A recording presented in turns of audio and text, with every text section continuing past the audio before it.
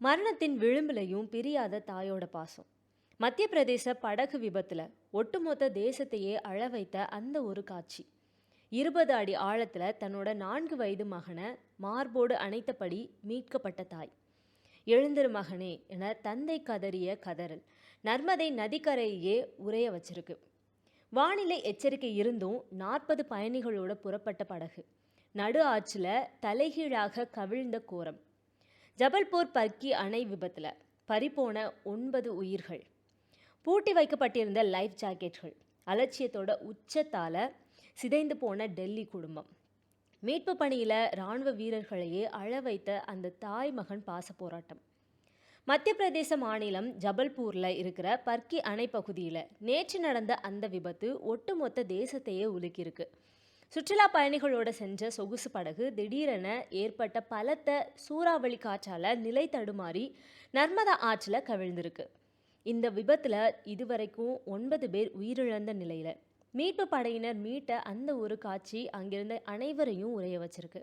சுமார் 20 அடி ஆழத்தில் மூழ்கி இருந்த அந்த படகுக்குள்ளே இருந்து சடலங்களை மீட்ட போது 39 வயதான மரினா மெஸ்ஸி என்ற தாய் தன்னோட 4 வயது மகன் த்ரிஷானை மார்போடு அணைத்தபடி சடலமாக மீட்கப்பட்டார்.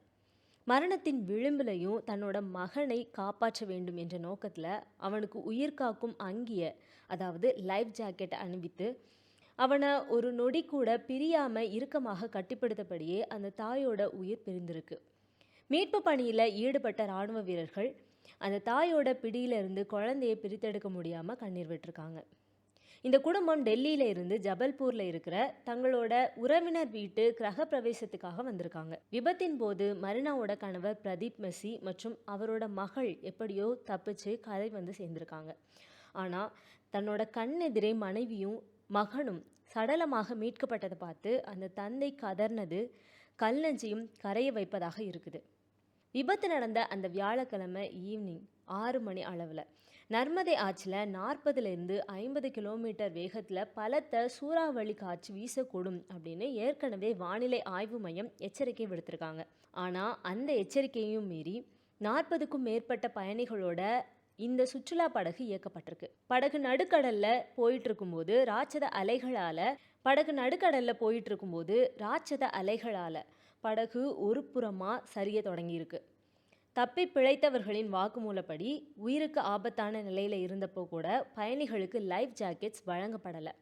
லைஃப் ஜாக்கெட்ஸ் எல்லாமே படகோட ஒரு மூலையில் பூட்டி வைக்கப்பட்டிருக்கு.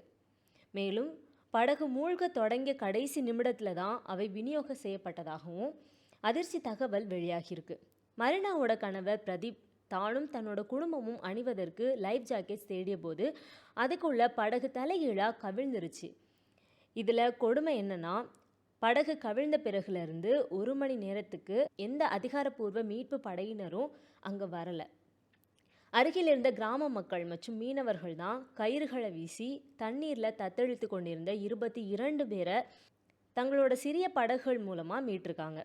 முறையான தணிக்கை செய்யப்படாத பழைய படகை பயன்படுத்தியது மற்றும் வானிலை எச்சரிக்கையை அலட்சியம் செய்தது தான் 9 உயிர்கள் பறிபோக காரணம் என உயிரிழந்தவர்களோட உறவினர்கள் குற்றம் சாட்டுறாங்க.